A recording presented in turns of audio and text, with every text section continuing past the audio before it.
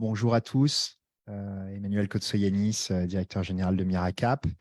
Je suis très heureux d'être avec vous pour cette quatrième masterclass organisée dans le cadre du programme Startup Programme Mitsir, mais également dans le cadre de l'offre de valeur que Miracap essaye d'apporter aux entrepreneurs qu'elle accompagne et puis d'une manière un peu plus large aux membres de ce qu'on a coutume d'appeler aujourd'hui notre écosystème. Le thème de la masterclass d'aujourd'hui est autour de la question de la notoriété de marque comme enjeu central pour la pérennité des entreprises. C'est un thème qui fait suite aux trois précédents thèmes qui avaient été traités lors des masterclass précédentes. Une première autour de la digitalisation des entreprises avec un focus tout particulier sur les moyens et les outils à disposition des entrepreneurs pour se digitaliser. Un second thème autour des questions qui sont centrales dans le cadre du Startup Programme Mitsir de conciliation des stratégies de croissance des entrepreneurs et de conservation de l'environnement. Comment l'entrepreneur pouvait jouer un rôle positif sur la conservation environnementale. Et le mois dernier, une troisième masterclass qui avait eu un grand succès autour de questions de ressources humaines et plus particulièrement de la marque employeur comme outil de fidélisation, d'attraction, de rétention des talents. Donc, on est très heureux aujourd'hui d'ouvrir un nouveau chapitre de ce cycle de masterclass avec trois intervenants à la fois de très haut niveau et en même temps avec des parcours, des expériences et des points de vue qui, j'en suis sûr, seront à la fois extrêmement précis et extrêmement complémentaires. Donc, tout d'abord, j'ai le plaisir d'accueillir Karina Coll, qui est responsable de la communication et des relations publiques pour le groupe Action. Bonjour Karina.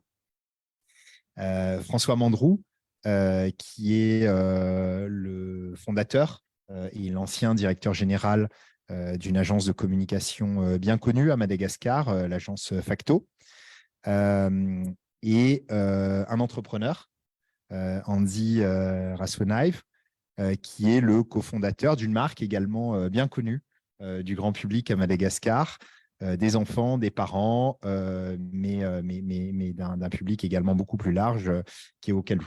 Bonjour Andy. Écoutez, vraiment ravi de vous avoir aujourd'hui. Comme je le rappelais lors des précédentes masterclass, l'objectif de ces sessions qui durent entre 1 heure et 1 heure et demie, c'est d'essayer d'apporter un maximum de valeur activable principalement aux entrepreneurs, mais également aux praticiens de la discipline.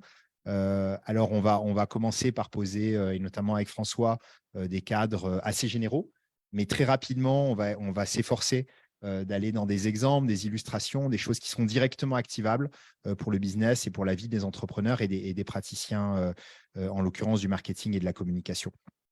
C'est également, et c'est la raison pour laquelle on est sur un format double, webinaire et diffusion sur les réseaux sociaux, c'est également l'occasion de permettre à un écosystème de se rencontrer, alors certes de manière digitale, mais d'intervenir, de prendre à partie, de poser des questions aujourd'hui, peut-être demain, par la suite, de créer des liens. Donc, n'hésitez pas à interagir.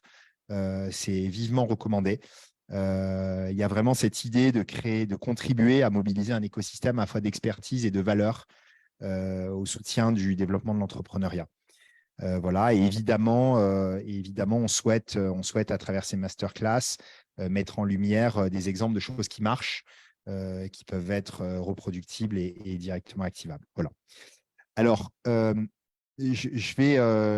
va rentrer immédiatement dans le vif du sujet.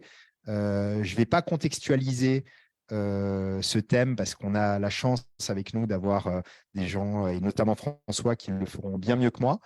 Mais je vais commencer par prendre un petit peu par surprise nos trois intervenants et je ne les ai pas préparés et leur proposer deux citations sur la marque, je crois très différentes l'une de l'autre, et leur proposer de me dire laquelle ils préfèrent et pourquoi. On a une citation d'abord d'un entrepreneur qui est Elon Musk, qui dit « Une marque, c'est juste une image. Et les images finissent toujours par rejoindre la réalité à un moment ou à un autre. »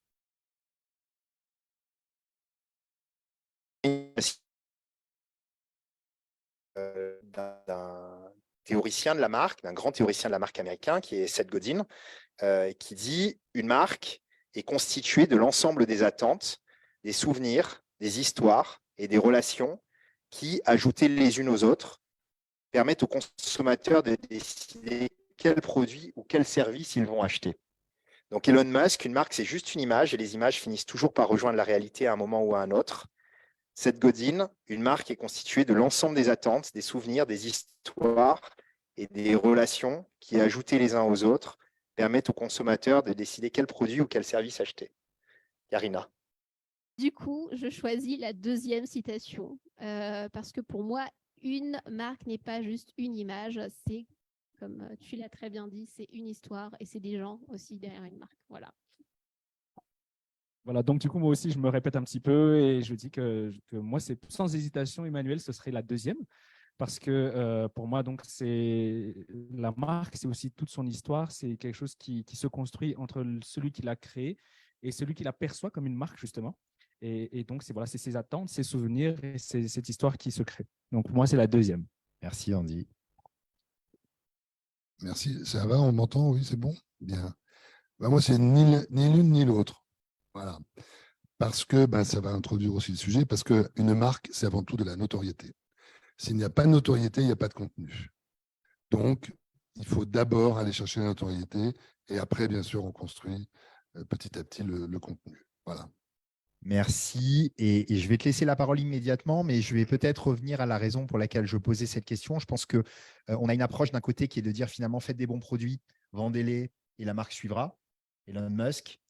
Et on a de l'autre côté, construisez des marques fortes qui seront le support de la notoriété et de la commercialisation de vos produits et vous les vendrez mieux. Seth Godin. François nous dit c'est probablement ni l'un ni l'autre, c'est probablement les deux en même temps.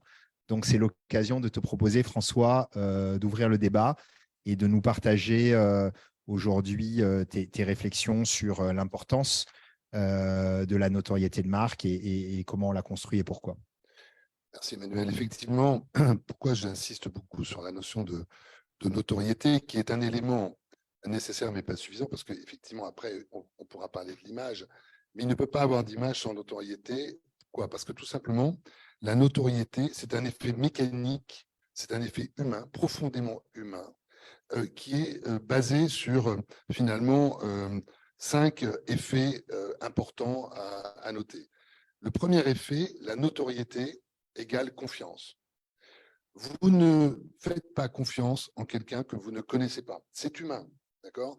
Je n'irai pas, si un soir je viens chez vous frapper à votre porte et je vous dis, vous pouvez me laisser rentrer. Si Emmanuel, tu ne me connais pas, tu ne me laisseras pas rentrer chez toi, d'accord?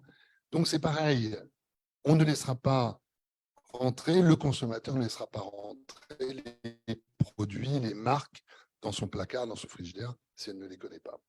Donc là, on a un effet qui est très important. C'est pavlovien, hein, c'est vraiment un réflexe de base. Et c'est pour ça que le taux de notoriété est tout le temps mesuré dans les grandes marques, de grande consommation, parce que c'est le point d'entrée, c'est la notion de confiance. Le deuxième point, c'est que ça améliore la perception de qualité et la renommée. Une marque qui est connue, d'emblée, le consommateur il dit c'est une marque de qualité supérieure, c'est une marque de renommée, c'est une marque connue, donc il y a de la qualité derrière. Autrement, elle ne serait pas là si jamais elle n'avait pas été là.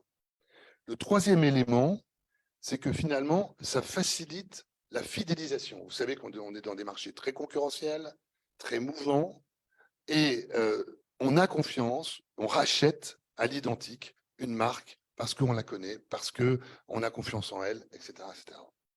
Le quatrième élément, c'est que ça augmente la valeur de la marque. C'est clair, parce que on sait mesurer le coût aussi d'une notoriété, et ça fait partie directement de la valeur de la marque. Quand vous regardez le classement Interbrand, le classement mondial des grandes marques, ben vous avez des marques que vous avez sont les marques très connues. Coca-Cola, Microsoft, Apple, etc., et ce, dans tous les secteurs.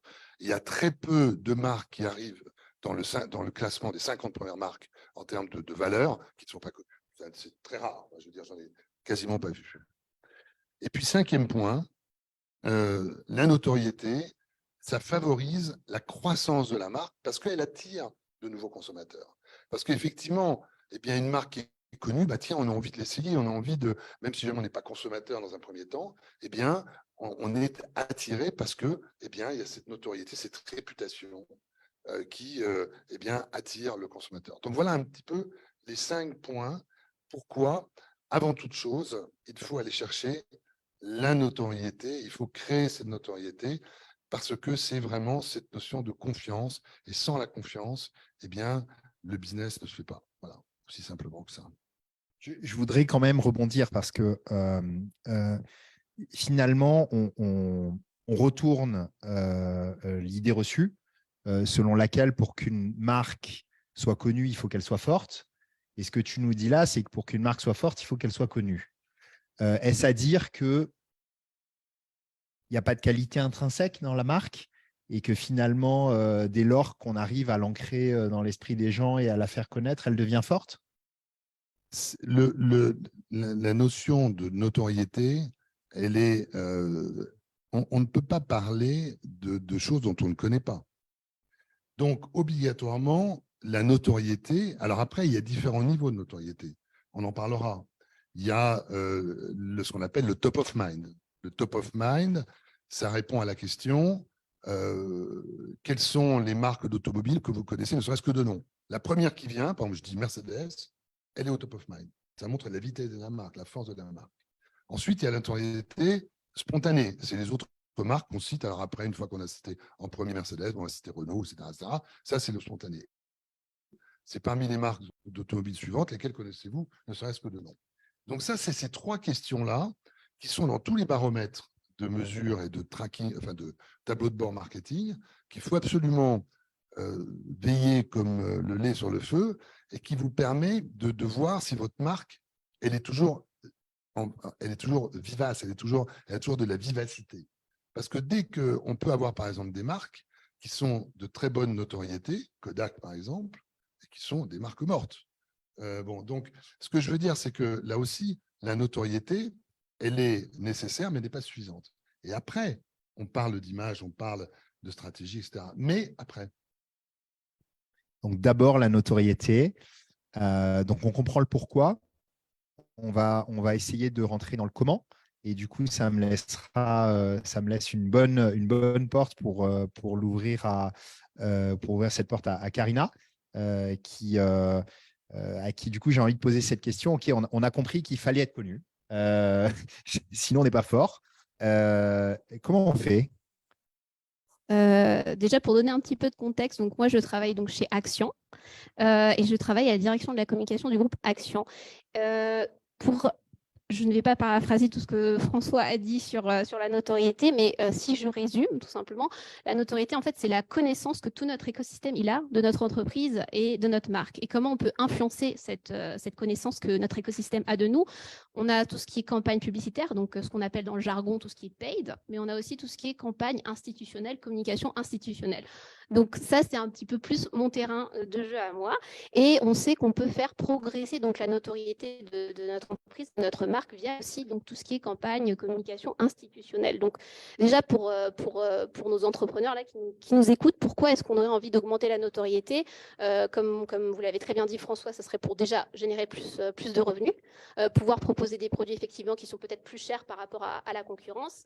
Et aussi un point qui est très important pour moi, notamment en termes de communication institutionnelle, c'est faciliter l'accès aussi au marché financier, faciliter l'accès à tout ce qui est investissement. Donc ça, c'est vraiment des points positifs quand on a une forte notoriété. Alors, comment on fait concrètement? Donc moi, je me suis noté quelques petits points. Donc pour moi, là, je vais un petit peu différer de ce que vous venez de dire. Pour moi, c'est important en premier lieu d'avoir une stratégie de marque qui est bien définie. Avant de parler de notoriété, c'est le point clé pour moi. Donc, qu'est-ce que ça veut dire avoir une stratégie de marque bien définie? Alors, chez nous, encore une fois, c'est un peu du jargon, on parle de plateforme de marque. Par exemple, on parle de vision, de mission et d'ambition. Donc, si je concrètement, pour le groupe, ce qu'on veut, c'est créer un impact positif sur la société. Et comment on le fait? À travers des actions qui sont donc de l'inclusion énergétique, de l'inclusion financière, de l'inclusion digitale. Et pour moi, pour avoir après une notoriété qui est un discours qui est cohérent entre ce qu'on dit, l'image qu'on dégage, et ben, il faut être cohérent avec aussi ce qu'on fait. Donc pour moi, ce qui est très important de dire à nos entrepreneurs, c'est qu'avant toute chose, il faut avoir cette stratégie de marque qui est bien définie. Et c'est après, autour de ça, qu'on construit notre notoriété. Donc peut-être pour moi, c'est un petit peu, un peu différent. Voilà, moi, c'est comme ça que je vois les choses. Ensuite, deuxième point, comment il faut faire? Il faut avoir des porte-paroles clés qui incarnent cette stratégie de marque. Donc après, Action, chez nous, on est un grand groupe, il y a 6400 collaborateurs, donc c'est sûr que voilà, on a beaucoup de sujets, beaucoup de porte-paroles possibles. Il faut avoir des personnes qui soient capables d'incarner en fait notre discours et notre stratégie de marque. Après, peut-être pour les entrepreneurs, ce sera juste la personne qui dirige la start-up, c'est pas grave, mais l'important, c'est de pouvoir incarner ce qu'on dit. Ensuite, deuxième point, et ça en vient peut-être à moi, à mon cœur de métier, c'est être visible dans l'espace public. Donc, ça veut dire quoi, être visible dans l'espace public? C'est par exemple participer à des événements clés et aussi être visible auprès de prescripteurs d'opinion, notamment les médias. Donc là, j'aimerais aborder une notion qui pour moi est clé, le fait de prendre en compte notre écosystème, comme je l'ai dit. Et notre écosystème, c'est quoi? En fait, c'est toutes les parties prenantes qu'on a. Donc, parce que là, on a parlé beaucoup du client, du consommateur, le fait que s'il ne nous connaît pas, il ne nous laisse pas rentrer chez nous. Mais on a beaucoup de personnes en fait, à qui on s'adresse quand on est entreprise. Donc, moi, j'en ai listé quelques-uns. Je ne sais pas si j'en ai oublié. Mais déjà, vous avez tout ce qui est investisseurs, marché financier. Donc, c'est eux qui vont donner du cash pour investir dans votre business. Vous avez aussi donc les clients, les consommateurs que vous avez très bien développés. Vous avez aussi tous les prestataires avec qui vous travaillez. Donc ça, c'est très important. Vous avez aussi les autorités publiques, les institutions, parce que c'est eux en fait qui vont vous permettre d'avoir un cadre pour développer votre business. Mais vous avez aussi tout ce qui est futur talent. Donc les personnes qui peut-être un jour, maintenant selon votre stade de maturité, vont vous rejoindre ou alors à l'avenir aimeraient vous rejoindre. Donc moi, je pense que c'est aussi important d'avoir une autorité auprès de toutes ces différentes cibles. Ce n'est pas juste auprès du consommateur, c'est vraiment prendre tout le monde en compte. Et une fois qu'on a bien défini sa stratégie de marque, son discours, il faut adapter en fait en fonction de la personne à qui on s'adresse. Donc ça peut passer par des événements, comme je l'ai dit, qu'on cible, mais ça peut aussi passer donc par des prescripteurs d'opinion, notamment les journalistes, les influenceurs. Pourquoi est-ce que c'est important? Parce que souvent, on dit, je ne sais plus qui a dit cette phrase, mais on dit une réputation, ça met des années à se construire. Hein. Par contre, en quelques minutes, ça peut être détruit. Voilà, donc ça, c'est important à prendre en compte. Et aussi, un prescripteur d'opinion, en fait, il peut doubler ou tripler votre notoriété rien qu'en parlant de vous. Donc, c'est pour ça que c'est important de s'adresser à eux aussi. Donc, c'est important d'avoir des échanges avec et être en amont de l'information en fait, qu'ils reçoivent pour ne pas être justement en aval. Donc voilà, pour moi, c'est un petit peu les points clés. Je peux donner un exemple concret parce qu'on a dit qu'on allait parler concrètement. Chez Action, par exemple, donc on a un groupe panafricain. L'année dernière, élu CEO de l'année, donc CEO of the Year en 2022. Et donc, c'est un prix qui lui a été remis lors de l'Africa CEO Forum, qui est un événement panafricain clé et qui est organisé par un média panafricain francophone qui s'appelle Jeune Afrique. Et donc, pourquoi je donne cet exemple? Parce que le fait qu'il ait reçu ce prix par un prescripteur d'opinion, donc qui est Jeune Afrique et son événement, ça a vraiment contribué à accroître la notoriété du groupe Action à l'échelle africaine. Donc ça, c'est très important. Et je peux donner une mesure concrète, c'est qu'entre 2021 et 2022, le nombre de retombées presse que Action, le groupe Action a eu, a doublé.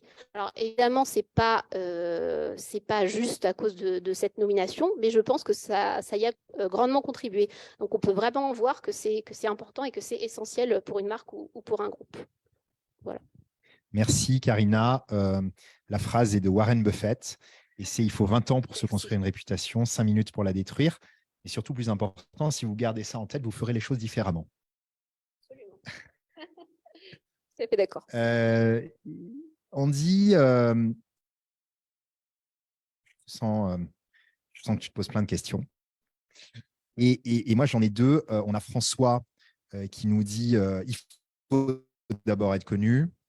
On a Karina qui nous dit il faut d'abord une stratégie et ensuite, il y a plein de trucs à faire pour que ça marche. Comment on fait quand on est entrepreneur et qu'on n'est pas d'abord connu? Est-ce qu'on arrive sur le marché avec une stratégie de marque? Est-ce qu'on a une idée claire de la façon de dérouler les opérations pour la construire et la renforcer? Comment ça a marché chez Ocaloo? Est-ce que tu peux nous raconter un peu l'histoire de ta vision des choses et l'histoire de la création de cette marque qui est une marque forte dans le paysage des marques malgaches aujourd'hui? Merci Emmanuel. En fait, c'est vraiment riche d'enseignements ce qu'ont dit les deux panélistes qui ont déjà parlé. Effectivement, aujourd'hui, Ocaloo est déjà bien connu dans le paysage, surtout de l'événementiel, de l'animation à Madagascar, mais ça ne s'est pas fait comme ça. Et donc, je vais revenir au tout début, effectivement, à la création de l'entreprise. Le petit entrepreneur, moi en tout cas, à cette époque-là, je ne me suis pas dit, OK, je vais rédiger toute une stratégie de marque ou comment je vais faire pour la marque. Alors certes, pour la marque, on se pose quand même plusieurs questions. Qu'est-ce qu'on va mettre comme marque? Et c'est là que je te rejoins, parce que là c'est très important de dire que la cible est importante, tout dépend de la cible. Parce qu'au tout départ, quand on va créer la marque et qu'on va se dire, on veut une super marque, on va être bien connu et tout ça, eh bien, on va quand même se dire, mais on s'adresse à qui? Donc, quelle est notre cible? Et à l'époque, c'était vraiment la première cible. C'était d'abord les enfants. C'était d'abord les enfants au tout départ. Et d'ailleurs, Ocaloo, ça veut dire attends un peu en malgache. Et à l'époque, on a dit, bon, bah, les parents, à chaque fois que les enfants ils demandent… à chaque fois que les enfants ils demandent aux parents, mais est-ce que tu veux bien jouer avec moi ou est-ce que tu veux bien faire une activité avec moi? Et bien à ce moment-là, en fait, les parents, puisqu'ils sont débordés par X ou Y, ils vont répondre Ocaloo.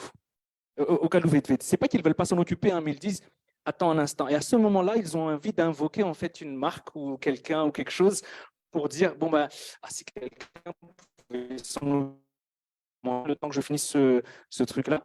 Et donc pas comme ça, mais si je peux conseiller, si parmi ceux qui nous regardent aujourd'hui, il y a des entrepreneurs, on ne lance pas non plus une marque comme ça. Alors, on a eu plein de noms avant. On a eu, déjà, pour la construction de la marque, c'est vraiment quelque chose que moi, je conseille de poser, de réfléchir et de dire c'est qui ma cible et comment je vais la construire. Et au fur et à mesure, Ocaloo a évolué et est allé au-delà des enfants, vers les jeunes, vers les team building, vers les adultes. Et même aujourd'hui, je dirais,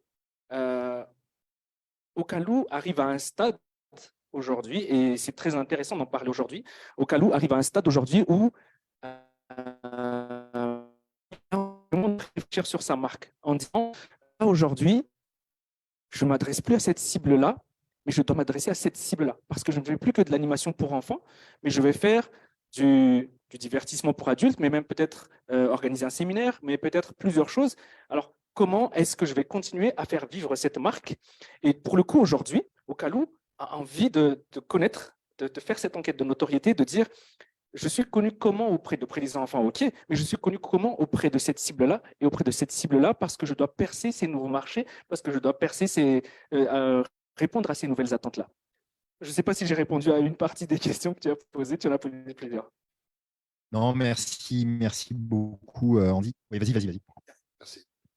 La démarche est très intéressante parce que c'est vrai que dans le premier élément de l'autorité d'une marque, c'est sa manière d'être mémorisée par la cible. D'accord?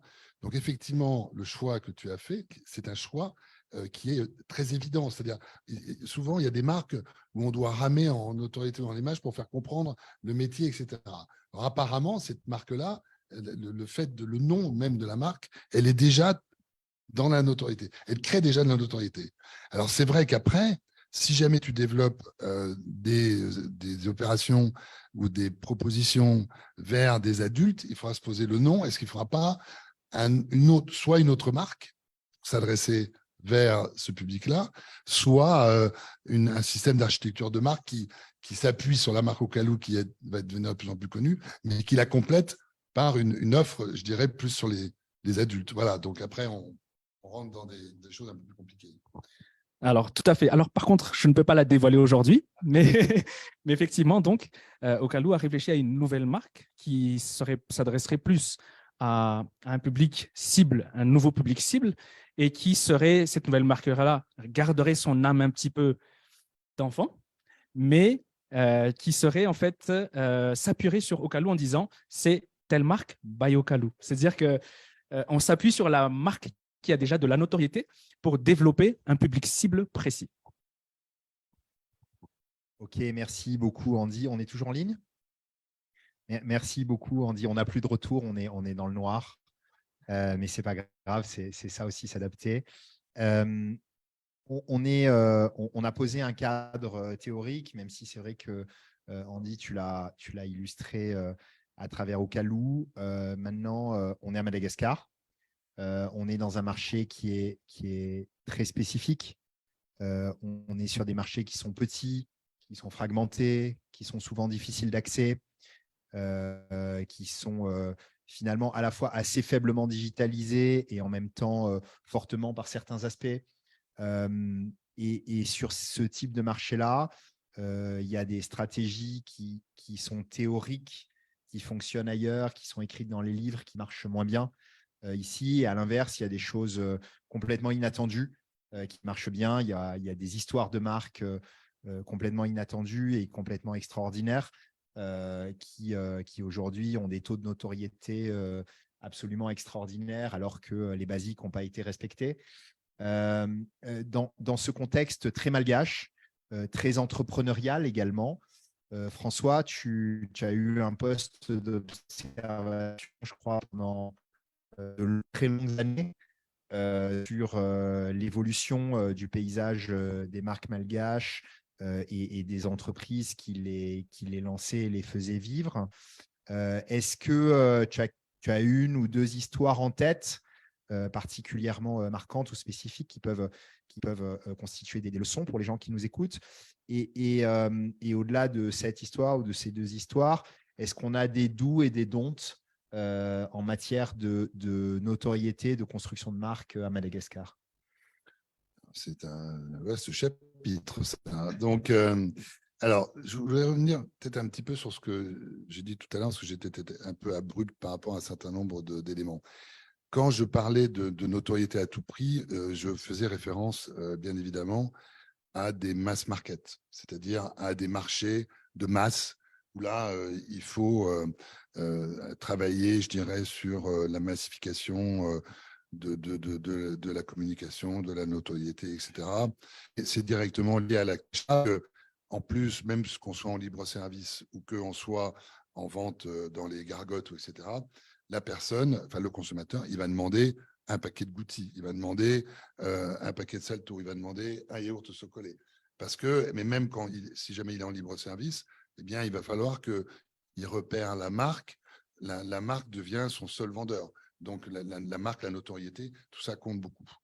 Donc, je dirais dans le commerce des mass market, la notoriété est un élément, donc, bien sûr, fondamental. Alors, les histoires, moi, j'en ai une, bien sûr, qui date de près de 25 ans, qui est Goutti, qui est le leader aujourd'hui donc du groupe Bazan, hein, de JB, qui est le leader aujourd'hui de la biscuiterie sucrée, hein, qui a beaucoup évolué, qui est passé aujourd'hui d'une marque monoproduit, le petit beurre Goutti, à aujourd'hui la première gamme de biscuits sucrés ici à Madagascar. Donc, une marque profondément malgache et qui marche, qui fonctionne très, très bien et qui attire de plus en plus de consommateurs et qui est la marque leader sur le marché. Je pourrais parler d'une autre marque aussi dans ce secteur de biscuits qui est Salto, pareil, qu'on a lancé une marque de biscuits salés complètement de rien, quoi, hein. On a complètement créé toute la marque qui aujourd'hui, pareil, est leader de son segment. Voilà un petit peu deux marques de grande consommation Et c'est quoi la recette alors? Alors, pas les ingrédients. Alors, la recette. Les ingrédients, tu peux les Alors, garder secrets. Le dosage de la farine et du beurre, tu peux les garder alors, secrets. Mais la recette pour la alors, marque. la recette, c'est un bon mix marketing. Évidemment, on en revient toujours à ça. Je rappelle le mix marketing. C'est la communication, le produit, la distribution et le prix. Donc, voilà. Donc, il faut combiner cet ensemble-là. C'est sûr que on avait lancé Goutti avec Leg, qui est un chanteur malgache qui est bien connu, je veux dire, Lego, je ne sais pas comment ça se dit exactement. Leg, c'est ça? Leg, qui est donc un chanteur malgache. On avait massifié donc la communication, beaucoup une campagne assez importante, mass média, télévision, affichage, etc. Packaging, voilà, tout l'ensemble du gros réseau de distribution, le réseau de distribution bien sûr de JB. Donc tous le mix marketing était, je dirais, les curseurs étaient partout au top. Et c'est ça aussi qui a fait que la marque a très vite dominé le marché, parce que c'est sûr que vous pouvez avoir une marque très connue, mais si vous n'avez pas de réseau de distribution, si vous n'avez pas de DN, comme on dit ça, de distribution numérique, bah, ça ne le fait pas, votre marque elle n'est pas consommée.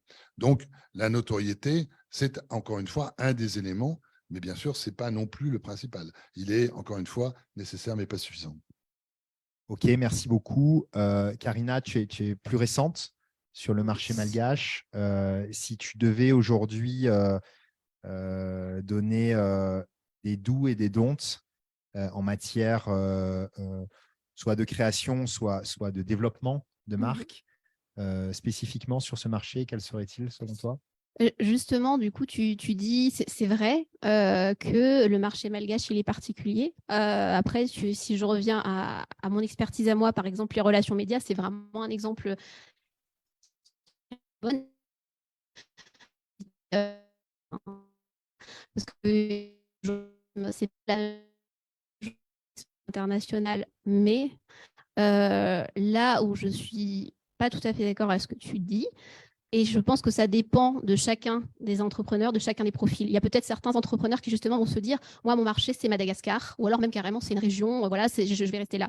Par contre, si on a cette volonté de s'accroître, de dépasser aussi Madagascar et d'aller sur d'autres marchés, et je pense de mémoire, quand je me rappelle tous les profils des entrepreneurs que vous avez ici, il y en a mal qui ont aussi envie de s'adresser à des marchés plus larges, en Europe, en Afrique, en Asie. Je pense qu'il faut quand même suivre certains codes qui sont valables au niveau international. Et il ne faut pas justement négliger du fait qu'on est à Madagascar, que les choses ne sont pas pareilles, qu'il y a une façon de fonctionner ici. Attention, il faut voir plus loin et se dire, voilà, à l'avenir, est-ce que mon marché, c'est que Madagascar? Donc, je vais suivre ces codes à Madagascar, ou est-ce que dans ma tête, j'ai cette ambition d'aller plus loin, de voir plus loin sur d'autres marchés? Dans ces cas-là, je pense que c'est important, par exemple, quand je reviens aux relations médias, de s'adresser à des journalistes, des prescripteurs d'opinion, encore une fois, sur une cible internationale, sur une cible panafricaine. Donc, je pense que c'est ça qu'il faut avoir en tête. Est-ce que mon marché, c'est juste Madagascar et je reste dans ces codes-là, ou est-ce que je veux me développer? Et dans ces cas-là, il faut aussi que je puisse m'adapter vers l'extérieur. Ça, c'est un point important à définir. Excellent, merci beaucoup. On a pas mal de questions, on va les prendre assez rapidement. Je voudrais juste, pour finir, rester dans la logique d'illustration. Andy, si tu devais finalement nous raconter une histoire, un épisode qui a fait la marque au Calou, s'il devait y en avoir un, qui vous a propulsé, qui a été emblématique, qui a donné une valeur supérieure à tout le reste. Est-ce qu'il y en aurait un et lequel ça serait? Alors, il y en a beaucoup, mais je pense que je vais prendre le premier qui m'a vraiment démarqué. Pour le coup, ce serait vers les années 2014-2015. Calou s'est créé à peu près en 2011, donc c'est à peu près 2-3 ans après. C'était l'idée de faire un événement pour réunir des enfants. Et ce jour-là, on a dit il faut qu'on mette le paquet, et on avait transformé une simple voiture pour qu'elle ressemble à Cars, pour la voiture de Cars. Donc, on a pris une vraie voiture et on l'a transformée en Cars. C'était vraiment il y a très longtemps. Et de là, vraiment, il y a quelque chose qui a vraiment pris et décollé en disant, eux, sur les gros événements, ils sont bons. Et je ne sais pas, c'est là que la mayonnaise avait pris. Et à cette époque-là, quand on avait présenté ce projet-là, même les partenaires, puisque tu parlais de partenaires tout à l'heure aussi, avaient tout de suite ressenti ça et avaient suivi. À l'époque, JB, ce n'était pas encore Gauthier, c'était Bisky et des choses comme ça qui avaient suivi. Beaucoup de marques qui avaient suivi en disant, ah là, il y a quelque chose. Il y a quelque chose. Et c'est pour ça que je rejoins encore une fois mes deux collègues. D'un côté, je suis vraiment d'accord pour les 4P, pour le mix marketing. Et après, d'un autre côté aussi, très d'accord avec cette histoire de cible, mais on s'adresse à qui, etc. Et d'ailleurs, nous, on fait vraiment très attention chez Ocado à cette histoire de prescripteur. Ça veut dire qui va faire en sorte que notre notoriété va augmenter sur un point ou un événement précis. Donc, ça peut passer par les influenceurs, ça peut pas... c'est plusieurs choses.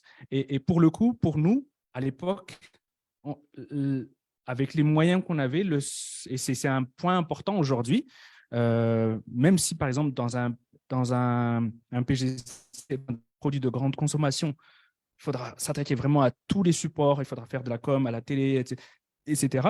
Pour nous, à l'époque, il y avait vraiment cette grosse facilité d'Internet, des réseaux sociaux qui s'étaient présentés à nous à ce moment-là.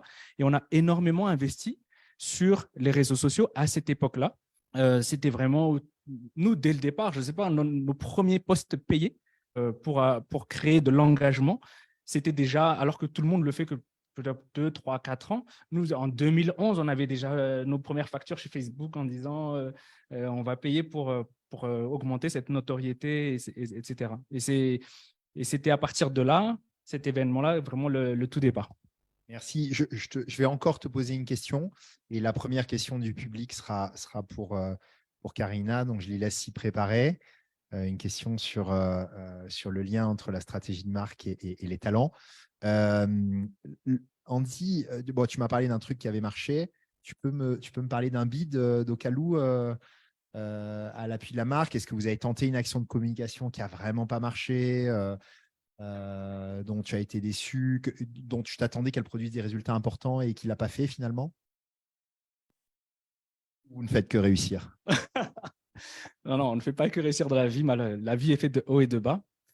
J'essaie de voir un exemple marquant qui peut vraiment être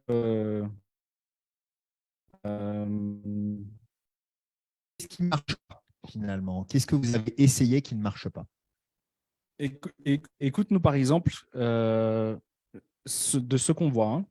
Par exemple, nous, faire de la com ou faire dans tout ce qui est presse papier ne nous a pas énormément, on trouve, servi.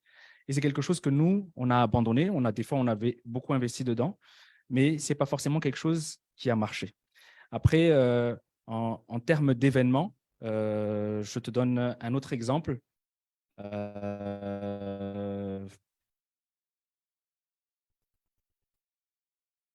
C'est compliqué, je trouve. C'est vrai merci. Donc, on va te laisser digérer cet épisode douloureux. Karina, première question du public.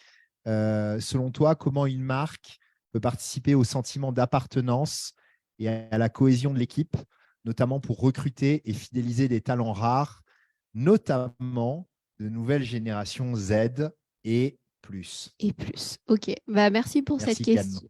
Merci Ken pour cette question. Je pense que c'est une question effectivement à laquelle je peux bien répondre parce que chez Action, c'est une de nos problématiques.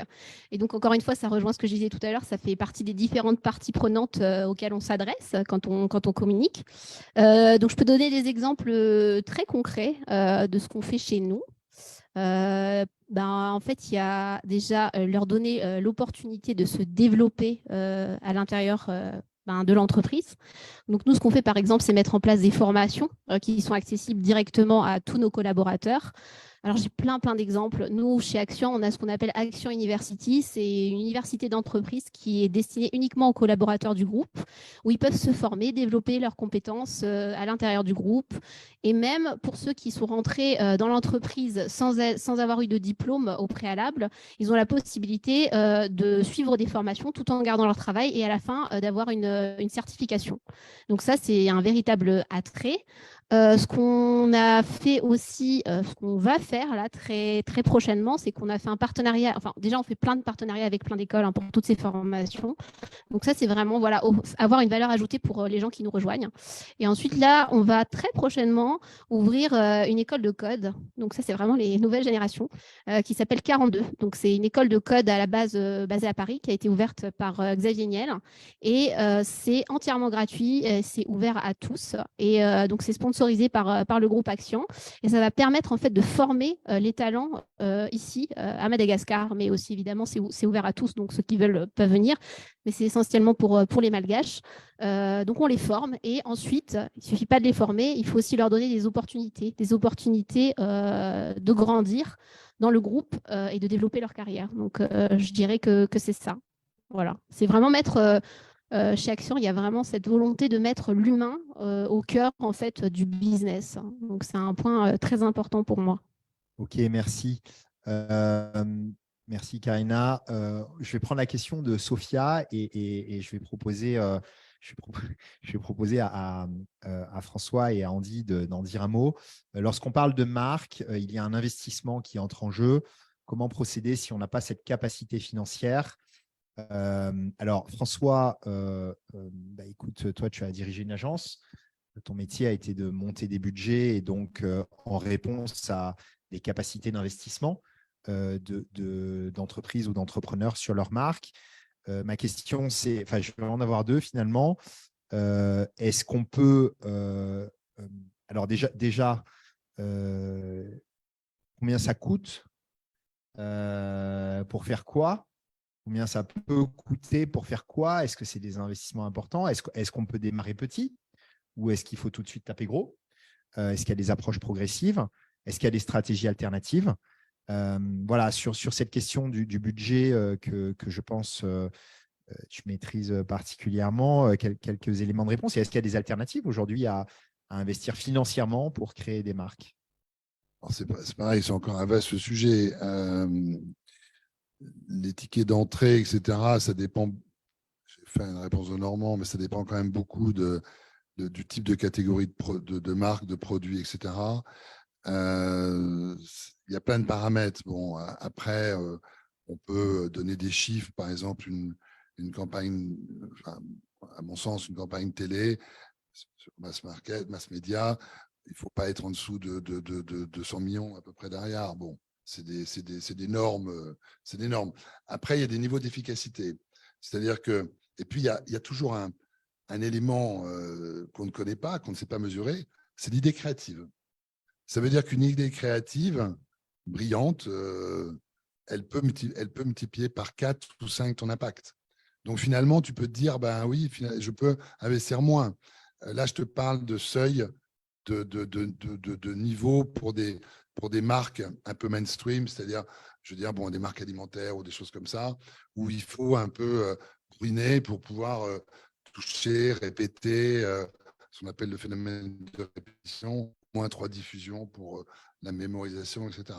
Mais encore une fois, il y a ce facteur créatif, et c'est là où parfois on voit des tout petits budgets avec une idée créative extraordinaire faire le buzz et immédiatement acquérir un niveau de notoriété très, très important. Donc voilà, donc c'est ça aussi la magie de la communication, c'est de pouvoir, et de la publicité, c'est de pouvoir faire éventuellement des coups, ce qu'on appelle des coups médiatiques, qui permettent donc de propulser la notoriété de la marque. Voilà un petit peu les réponses qu'on peut faire. Alors après, oui, plus la cible est restreinte, plus la cible est réduite, moins le coût d'entrée peut être élevé.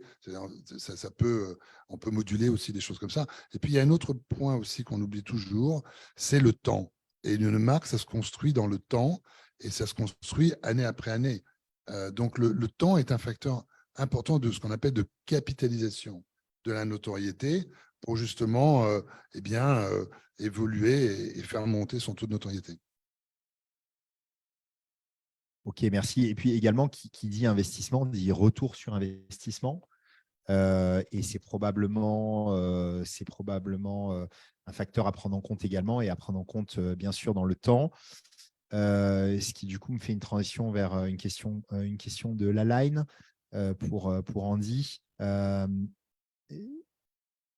Déjà, là, Andy, est-ce que vous avez une démarche d'analyse des résultats de vos actions de communication et est-ce que l'analyse de ces résultats te fait réajuster tes actions et ta stratégie ou est-ce que pour l'instant, vous êtes dans une approche qui est plutôt intuitive, grande masse voilà. Et à quel moment on fait un virage, à quel moment on teste autre chose?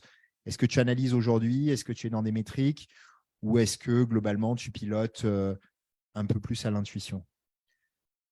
Pour ce qui est de la communication, il n'y a pas, par exemple, chez Ocaloot, tous les ans, l'enquête de notoriété. On ne l'a pas aujourd'hui. Chose qu'aujourd'hui, je souhaite parce qu'aujourd'hui, il y a un virage, il y a de nouvelles ambitions et de nouveaux projets. Par contre, ce qui concerne les animations ou les événements, il nous arrive, alors pas tout le temps, de mesurer l'impact de ces événements-là ou comment le public l'a trouvé. Ça arrive parfois aussi avec des marques parce que des marques souhaitent avoir ce retour-là. Et parfois même, c'est les marques qui nous ont aidés, certaines marques partenaires, je dis, qui nous ont aidés à préparer en fait de requérir en fait ces informations auprès du public comme par rapport à ce que le public a vraiment aimé par rapport aux événements ou aux animations que nous avons créées. Et du coup, pour la question, directement la question, tu veux qu'on réponde directement à la question? À quel moment ou par quel résultat vous étiez conscient que la com média ne marche pas pour vous et qu'il faut adapter une autre stratégie? Et quelle était la stratégie adoptée?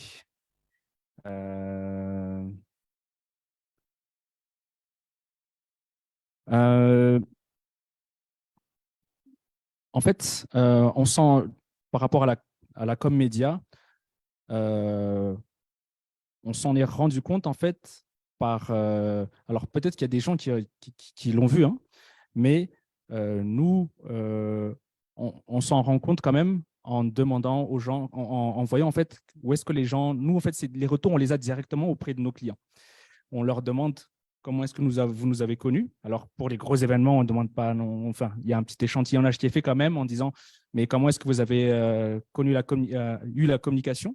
Donc, on essaie quand même, nous, de savoir, à travers plusieurs personnes qui travaillent avec, qui viennent à l'événement, de savoir comment est-ce qu'ils ont pu connaître, en fait, l'événement. Et les gens, la plupart des gens nous font un retour en disant, ah, c'était trop bien telle information ou c'était trop bien telle publication ou tel moyen. Donc, c'est un petit peu, donc je dirais que c'est un petit peu quand même à l'intuition, hein, pour répondre à ta question. C'est quand même un petit peu à l'intuition aujourd'hui. Ok, merci. Il y a un sujet sur lequel on a moins besoin d'intuition et c'est nouveau et peut-être que tu voudras faire le lien avec ton intervention, François, c'est le digital. Là, on a une question de Nour que je vais élargir un petit peu, qui est dans le domaine des services. Comment garder une marque forte, notoriété élevée en faisant face à l'enjeu de la digitalisation, VS, garder le contact humain. Le digital, aujourd'hui, c'est un outil incroyable pour toucher un public beaucoup plus large et parfois inattendu. Et en même temps, c'est un formidable outil. On parlait de ROI tout à l'heure, pour mesurer à la fois le coût et en même temps le retour des actions de communication sur le digital. C'est-à-dire qu'on peut évidemment mesurer un ROI sur des panneaux publicitaires avec des techniques que François connaît mieux que moi. Mais ce qui est sûr, c'est que sur un panneau web, le ROI, on le connaît de manière certaine. On sait combien on a dépensé, on sait combien on a eu de visiteurs, on sait combien on a eu de clics, on sait combien on a eu d'activations. Et comme on sait combien on a eu de panier moyen et combien on fait de marge, on sait faire la soustraction entre ce qu'on a dépensé et ce qu'on a gagné et se dire à la fin de la journée, si la différence est positive, il suffit que je dépense plus pour gagner plus. Et ça, c'est un peu la magie du digital. Et en même temps, on voit bien que dans la stratégie de construction de marque, on a besoin, et notamment dans les services, et donc on va répondre à la question de Nour, sur les services, est-ce qu'on peut faire du tout digital? Est-ce que c'est une bonne pratique et quelle part il faut garder du contact humain à titre d'illustration? Est-ce qu'il faut un service de relation client qui répond au téléphone ou une boutique qui est capable d'accueillir les clients en ligne? Ou est-ce qu'il faut évoluer vers des shadow stores qui font des grandes campagnes Facebook Ads et Google Ads dans tous les sens en mesurant le ROI? Voilà. Encore une fois, c'est très large. C'est pour élargir un petit peu la question de Nour. François, tu veux peut-être introduire? Oui, je voudrais juste faire un retour sur le budget que j'ai annoncé parce que j'ai l'impression qu'il y en a qui sont peut-être évanouis quand j'ai parlé de 100 millions. C'était le budget pour le groupe Action. Derrière, bon, évidemment, c'est un budget annuel, évidemment, parce que c'est important, c'est de faire des vagues régulières. Encore une fois, une autorité, ça s'entretient. Il ne faut surtout pas laisser ce qu'on appelle la démémorisation des campagnes se faire. Donc, on est obligé de faire au moins 5 vagues par an et on est à peu près dans les 20 millions par vague. C'est à peu près les prix, je dirais, moyens. Donc, simplement pour remettre.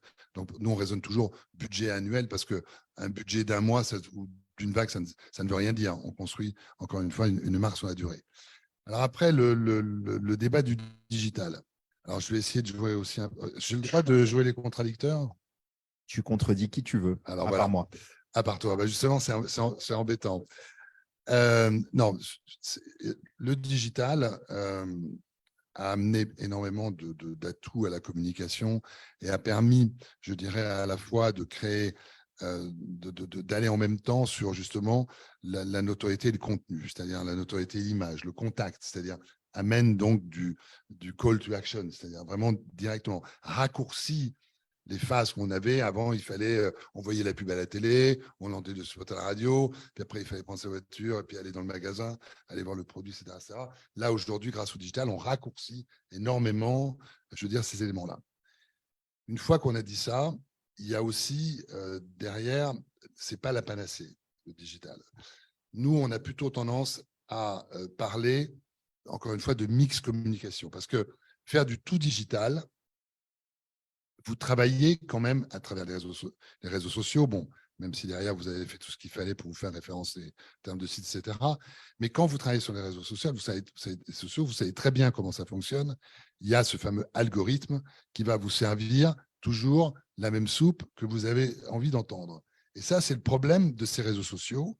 Et c'est pour ça aussi que les masses médias, notamment les médias radio, publicitaires classiques, télé, etc., sont importants parce qu'ils permettent de décloisonner par rapport à les médias sociaux qui vont continuellement vous amener grâce à l'algorithme, sur ce qui vous intéresse. Et quelque part, ils vous enferment un petit peu dans ce qui vous intéresse. Donc ça, c'est l'effet un petit peu dangereux des réseaux sociaux. Et puis, vous savez qu'il y a un certain nombre quand même de choses. D'ailleurs, en 2022, pour la première fois, l'investissement dans les médias, dans le digital a baissé. C'est-à-dire, avant, il n'était qu'en augmentation. Il a baissé. Et pas par des moindres boîtes, Coca-Cola, etc., bon, par exemple, désinvestit dans tout ce qui était digital, parce qu'aujourd'hui, il y a quand même des freins technologiques. Vous savez, par exemple, que vous ne pouvez plus beaucoup moins collecter de la data, peut-être pas partout, mais en Europe en tout cas, vous avez des problèmes avec le RGPD, etc. Vous ne pouvez pas faire n'importe quoi, vous ne pouvez pas récolter n'importe quoi en data. Donc, cette notion, après, de savoir aussi qui écoute ce ROI et comment dirais-je, les moyens de mesure, parfois, sont quand même maintenant un petit peu plus contestés et il y a des discussions qui se dégagent autour de ça. Et je voudrais juste terminer un point. Quand vous regardez les investissements sur les chaînes télé, vous avez énormément aujourd'hui, c'est d'ailleurs c'est marrant, vous avez énormément aujourd'hui de sites Internet qui font de la pub à la télé justement pour décloisonner et pour recruter donc des consommateurs et des internautes là-dessus. Voilà un petit peu je ne sais pas si j'ai répondu à la question, mais…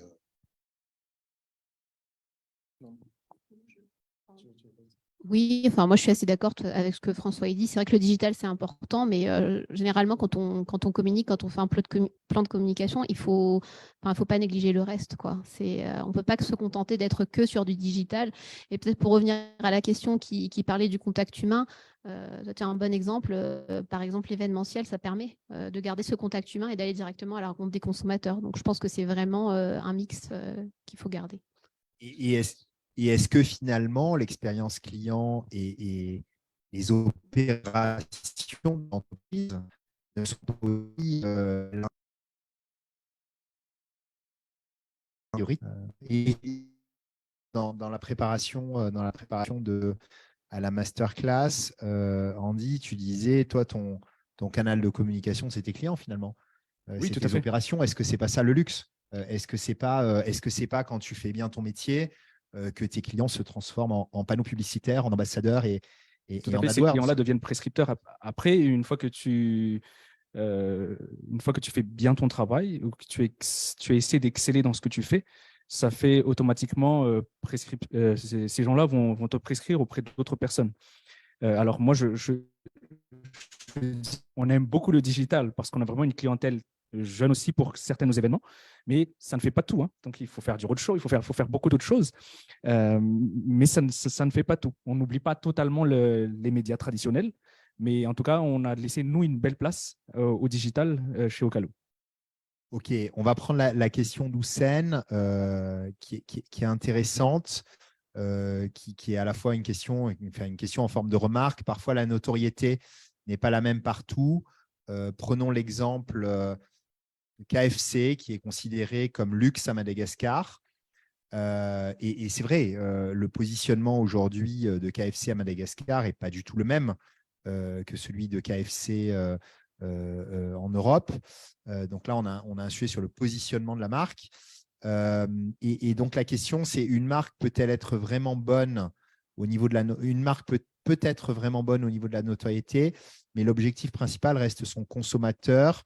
Comment communiquer sur le positionnement d'un produit tout en préservant la notoriété? Euh, je voudrais aussi introduire cette question en parlant d'un. Moi, il y a sur le digital, on parlait d'indicateurs et sur la notoriété, c'est quelque chose qu'on mesure. Je me demandais également si la notoriété n'était pas parfois une sorte d'indicateur un peu de vanité de l'entrepreneur et si versus à la fin du mois, le seul indicateur qui compte ou en tout cas qui semble compter, qui est est-ce que j'ai plus de clients, est-ce que j'ai plus de chiffre d'affaires et est-ce que parfois on ne se console pas de piètres résultats commerciaux avec de bons résultats de communication? Est-ce que les deux vont toujours de pair? Voilà, c'est une question que je me pose et que je te pose, François. Alors effectivement, encore une fois, j'ai bien dit en introduction que la notoriété était nécessaire, mais pas suffisante. La notoriété, c'est une clé d'entrée, mais après, il faut la convertir. Donc, c'est sûr que si jamais cette notoriété, avoir un taux de notoriété très élevé, bah, tu as tes vitrines qui sont toutes pourries, tes vendeurs qui ne savent pas parler du produit, etc., ou tes produits qui sont. Enfin, bien évidemment. Donc, encore une fois, la notion, c'est ce qu'on appelle les funnels de conversion, hein, c'est-à-dire qu'on doit.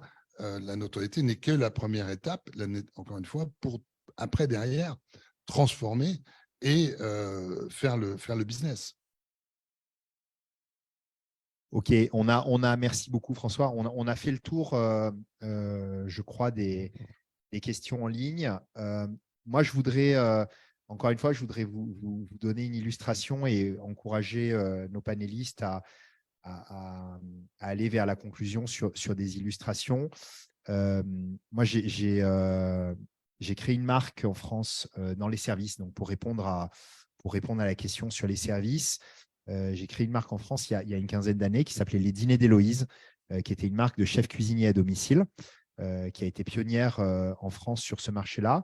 Et on est arrivé à une période hybride qui était le début de la digitalisation. Il n'y avait pas encore d'application.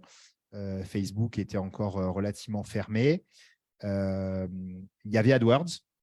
Et on était encore dans un intermédiaire entre entre du service un petit peu à l'ancienne. Moi, j'avais un benchmark qui était une entreprise qui donnait des cours à domicile qui s'appelait Acadomia, et on disait qu'on voulait faire le Acadomia de la cuisine à domicile. Et en fait, au bout d'un an, et je vais commencer par le résultat, et puis après, je vais essayer d'expliquer comment. Au bout d'un an, à chaque fois que je disais « Ah, j'ai monté les dîners d'Héloïse », la réponse qui venait était tout le temps la même. « Ah, les dîners d'Héloïse, j'en ai déjà entendu parler. » Et c'était tout le temps la même chose. Et donc, on avait un indicateur. Je ne sais pas si c'est un réel indicateur de notoriété, parce que c'était finalement, il fallait introduire le thème pour que les gens l'évoquent, et puis, ils ne savaient pas réellement ce que ça leur évoquait. Qu'est-ce que nous, on a fait à l'époque? Ce qu'on a fait, c'est que je pense qu'on a été parmi les premières jeunes entreprises à aller sur de l'AdWords à fond. Donc, on avait un métier qui était chef à domicile, on achetait tous les mots-clés qui passaient, on surveillait tous les jours combien on dépensait, combien on gagnait, et à chaque fois qu'on dépensait moins que ce qu'on gagnait, on augmentait le budget. Et en fait, on avait des budgets qui grossissaient, et on savait les piloter parce qu'on savait ce que ça nous rapportait. Ça, c'est la première chose qu'on a fait. La deuxième chose qu'on a faite, et ça, je crois que chez les startups et chez les entrepreneurs, on peut le faire facilement. Et on peut le faire très facilement à Madagascar, encore plus facilement parce que l'écosystème est moins mature, il y a moins d'histoires à raconter.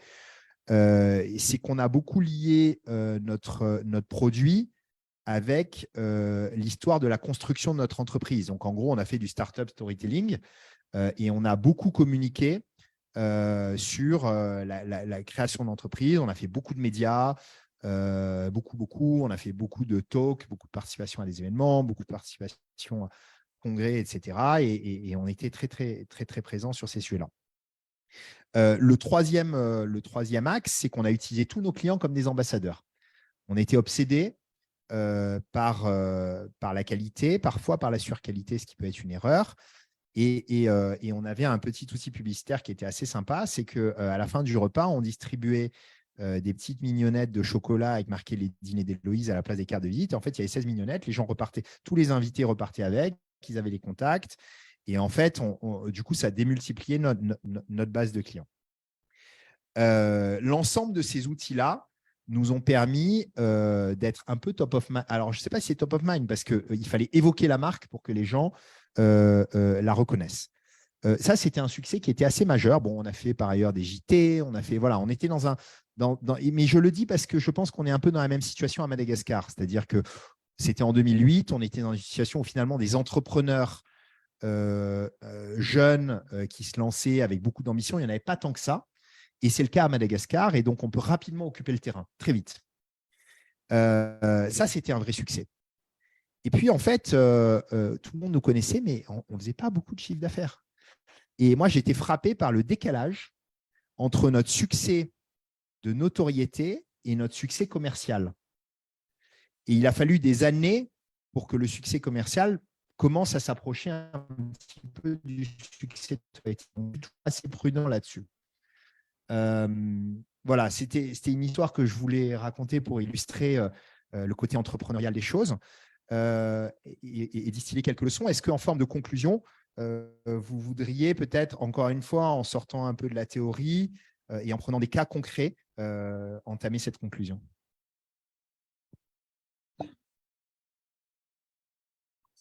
Vas-y. Moi, pour le coup, en conclusion, c'est il y a quelques années, aujourd'hui, il y a beaucoup de gens qui font du team building. C'est devenu, j'ai l'impression, une mode sur Facebook. Il y a un tel qui fait team building et tout ça. Et là, je m'adresse vraiment à tous les entrepreneurs. On est à Madagascar. Sachez aussi réagir sur vraiment tout ce qui est opportunité, parce qu'il y a plusieurs choses où en fait on a un champ libre pour le faire. Nous, à l'époque, quand on avait commencé ça, c'était il y a 4-5 ans. Il y en a déjà quelques-uns qui faisaient, il y a quelques personnes, mais on s'est dit, allez, on va y apporter cette sauce-là et on va le faire. Et à l'époque déjà, ça avait ça avait tout de suite pris. Et je trouve que les entrepreneurs à Madagascar ont cette chance-là de pouvoir tester les choses et, et voir si, à partir de leur notoriété, ils peuvent transformer un essai, mais sur d'autres sujets. Parce qu'on était très axé sur un sujet précis et on s'est dit, ben, maintenant qu'on est connu là-dessus, est-ce que, à partir de cette expérience-là, est-ce qu'on pourrait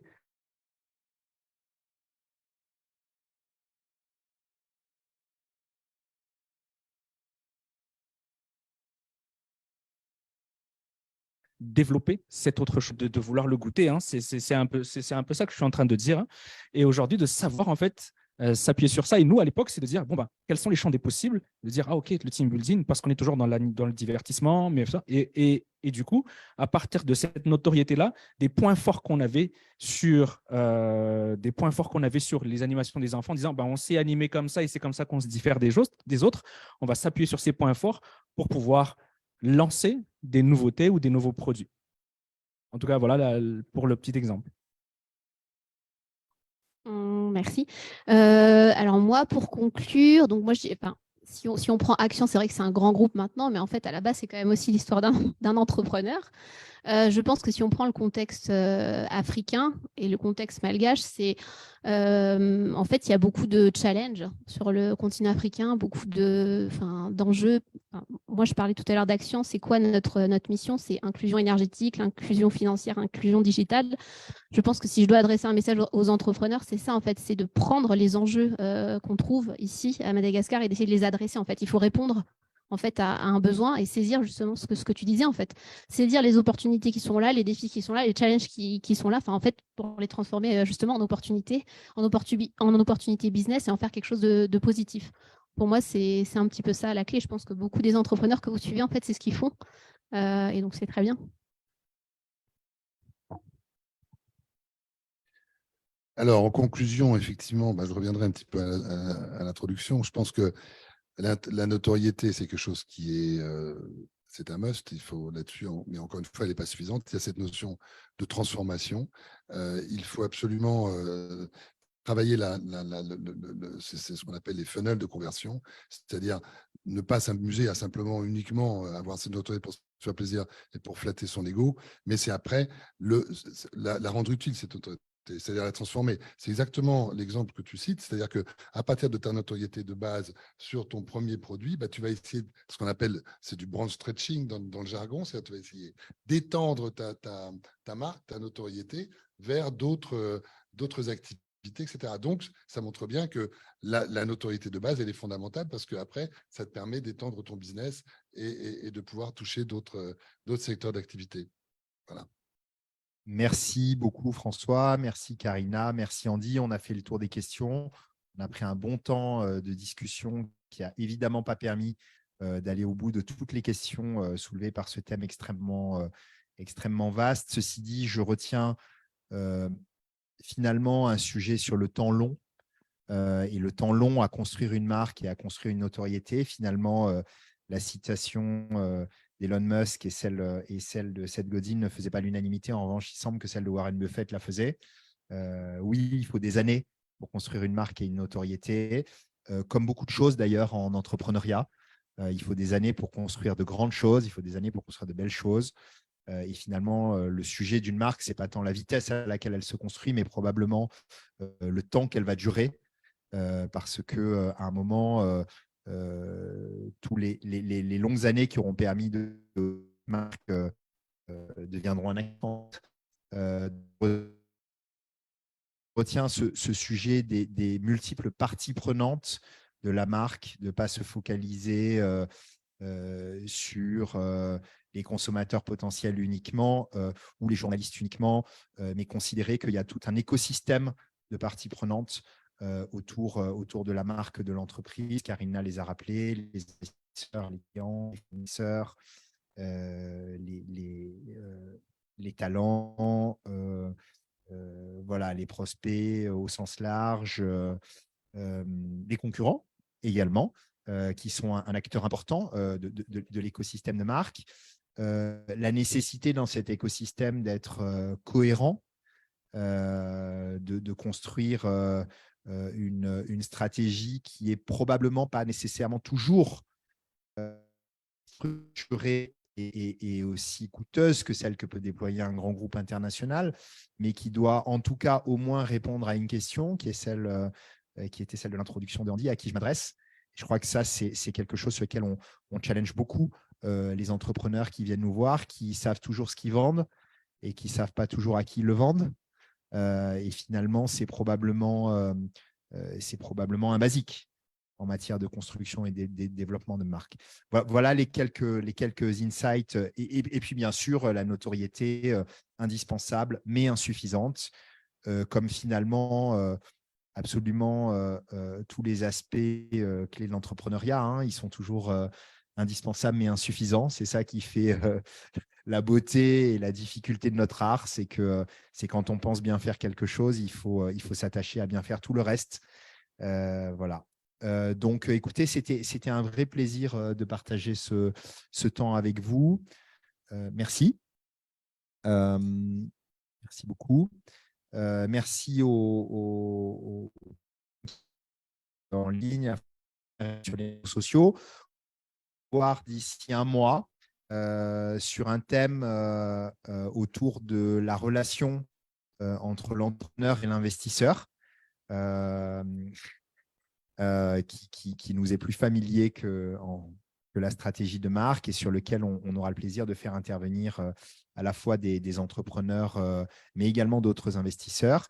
J'en profite pour dire que notre imagination n'est pas sans fin et que le but, c'est d'apporter de la valeur à un écosystème. Et donc, si vous avez des idées de thèmes et d'intervenants, n'hésitez pas à les poster sur les réseaux sociaux. On s'en saisira avec grand plaisir. Merci beaucoup à tous et bonne fin de journée.